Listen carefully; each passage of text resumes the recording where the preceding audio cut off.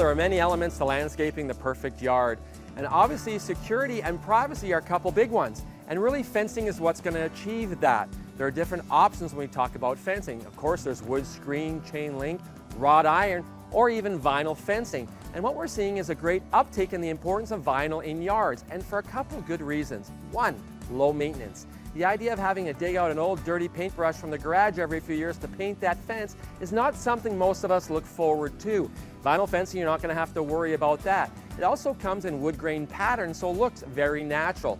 The other thing is when we talk about existing landscapes, bringing in big equipment for a big project is difficult and actually can damage the existing area. Vinyl fencing won't do that. It's a quick installation in only a couple of days, doesn't destroy the landscape that looks so beautiful, and is going to look great for years to come. We can also customize it to anything. We'll see you next time.